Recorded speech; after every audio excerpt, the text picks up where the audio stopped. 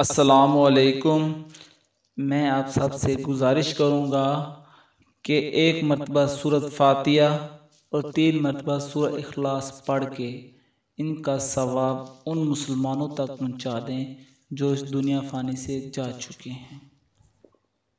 استغفار کرنے کے انسان کو 3 بڑے فائدے ملتے ہیں، اور وہ فائدے بھی ایسے ہیں کہ جو ہر انسان حاصل کرنا چاہتا ہے، لیکن وہ فائدے اللہ تعالیٰ استغفار میں رکھے ہیں۔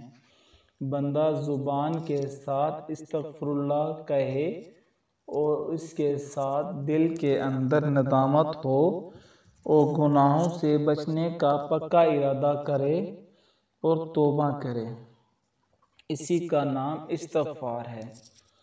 اس کا پہلا فائدہ یہ ہے کہ جو انسان استغفار کو اپنے اوپر لازم کرتا ہے، یعنی استغفار کرتا رہتا ہے، اس کو بھولتا نہیں، تو ابن ماجہ کی روایت ہے کہ اللہ تعالیٰ اس بندے کو ایسی جگہ سے حلال اور پاکیزہ رزق عطا کرتا ہے جہاں سے اس کو غم گمان نہیں ہوتا۔ اگر کسی بندے کے مالی حالات اچھے نہ ہوں تو اسے چاہیے کہ استغفار کرے، زیادہ سے زیادہ استغفار کرے، استغفار کے ذریعے اللہ کو یاد کرے۔ اس کی برکت سے اللہ اس کے ایسا راستہ نکالیں گے، ایسا کوئی ذریعہ بنا دیں گے جہاں سے اس کا خیال بھی نہیں ہوگا۔ اور اس کا دوسرا فائدہ یہ ہے کہ مستعمد کی روایت ہے کہ پیارے نبی کریم صلی اللہ علیہ وآلہ وسلم نے فرمایا، بندہ اس وقت تک اللہ کے عذاب سے محفوظ رہتا ہے جب تک وہ استغفار کرتا رہتا ہے۔ اللہ کے عذاب کی مختلف صورتیں ہوتی ہیں۔ کئی لوگوں کو اللہ کس طرح کا عذاب دیتا ہے، کئیوں کو کس طرح کا عذاب دیتا ہے، اور ہر عذاب سے بچنے کے لیے استغفار بہت ضروری ہے۔ جس قوم میں جن لوگوں میں استغفار کی کثرت نہ ہو تو وہ ان سے کثرت سے عذاب آتے ہیں، کیونکہ استغفار نہ کرنے کی وجہ سے اللہ تعالیٰ ناراض ہوتے ہیں، اور استغفار کرنے سے اللہ تعالیٰ خوش ہوتے ہیں، گناہوں کو معاف کرتے ہیں اور برکتیں اور رحمتیں نازل کرتے ہیں۔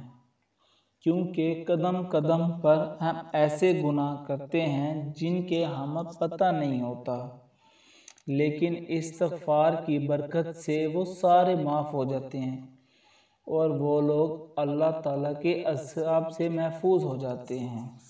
اور اس کا تیسرا فائدہ یہ ہے، آپ صلی اللہ علیہ وآلہ وسلم نے فرمایا کہ استغفار کی پابندی کرنے والے آدمی کی اللہ تعالیٰ ہر تنگی سے نکلنے کی راہ نکالتا ہے اور اس بندے کو ہر رنج اور غم سے نجات عطا کرتا ہے۔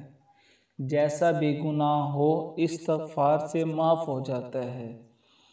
آپ صلی اللہ علیہ وسلم کے فرمان کے مطابق پہلی امتوں میں سے ایک آدمی نے اللہ تعالیٰ کی قسم اٹھا کے کہا تھا کہ اللہ تعالیٰ فلاں شخص کو نہیں بخشے گا، تو اللہ تعالیٰ نے فرمایا، کون آدمی ہے جو میری قسم اٹھا کے کہتا ہے کہ میں نہیں بخشوں گا، اور قسم کھانے والے انسان یہ جان لے کہ میں نے اس گناہ گار کو بخش دیا، اور قسم اٹھانے والے تیرے عمل کو ضائع کر دیا، تیری قسم کو جھوٹا کر دیا۔